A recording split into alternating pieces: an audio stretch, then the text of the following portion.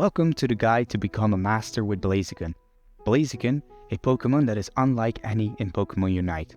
In this advanced guide, I will not cover the basics. Just make sure you know them or click here to learn the basics first. To master this Pokémon, you might go through some struggles, as did I. Yet, I finally made my own twist to this super strong Pokémon and am able to dominate in high rank matches. So, you just bought the Blaziken license after seeing some Chris Heroes or Spragos or even me dominating the opposition. And maybe you even played a couple of matches, copied the builds from the masters, but somehow your win rate is still absolutely trash. That is exactly where I was the first 20 matches, and boy, I made this weird build that absolutely works for me. Blaziken shines later in the game, so you need to get there ASAP. That means your early game is super important. That being said, Blaziken's early game is really not that great. Now the pros tell you to max out your HP stat or even attack stat, but this requires a very aggressive playstyle early on and trying to score without dying, something that is quite hard in random solo queue. Therefore, I advise you to not stack. Try and change my mind in the comments. For my build, instead of maxing HP, I boost my survivability with movement speed. Let's take a look at the emblem set. It still contains 6 browns and 6 whites. But now focus on flat movement speed. For health items, you boost your movement speed even more with the float stone. Topping it off with the curse bangle for the brawls in the later game and a razor claw for a great boost to your burst damage. I choose not to bring the attack weight, so I do not have to stack, and the damage differences are quite neglectable, setting aside the 30% healing reduction from the bangle. And if you're still not convinced that speed is the way to go, check these tiny little chicken feet to win you over.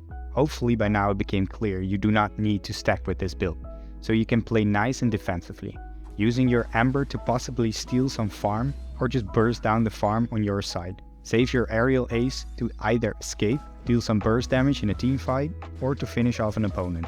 If you do dare to engage with this skill, then you are now behind enemy lines without any escaping possibilities, so be careful. Your passiveness starts to change from level 5 onward. If your lane partner has some damage, you can ambush your opponent, and securing farm with a gentle push in the right direction just became a lot easier. Personally, I find level 7 to be absolutely terrible, so I purely focus on farming that extra level, because at level 8, that is when the fun starts. Your passive game style completely changes over to a super aggressive version. Combined with your extra movement speed, you can now easily run around the enemies and punish the whole enemy backline. And when there are no fights, you can be super annoying and set up an ambush with your Overheat to burst down any opponents in mere seconds from a bush. This also works majestically well with the eject button, so make sure you have it ready for the objectives for an easy steal. From this point onward, you and your speed build can roam for any center farm or take on most 1v1s. An important lesson when chasing a kill is not to endlessly run after them, rather turn your attention to some wild Pokémon. Usually there's plenty of them. And as you all know, you are doing your absolutely stinking best for roughly 8 minutes and a single mistake probably means you lose. So how does Blaziken shine in these big raid fights?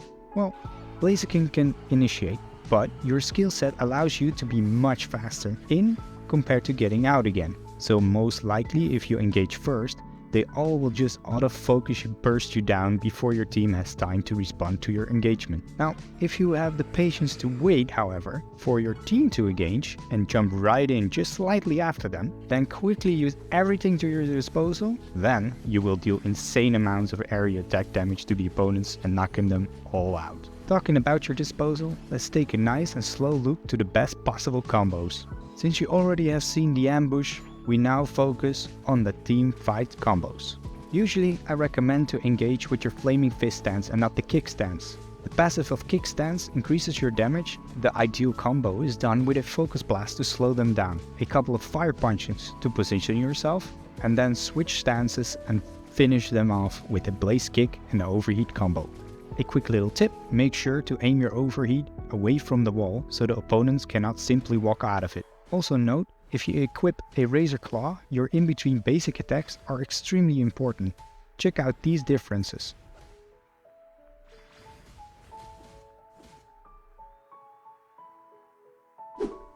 and now you became a pro.